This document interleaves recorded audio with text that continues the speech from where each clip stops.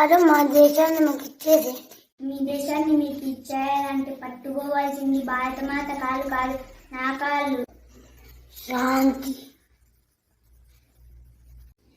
మీ భారతమాతను కాలు కింద తొక్కేస్తాను.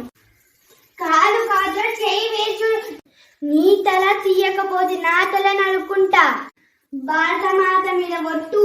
ఓకే, అయితే నీ ప్రాణాలు ఇచ్చేస్తే నీ దేశాన్ని ఇచ్చేస్తా.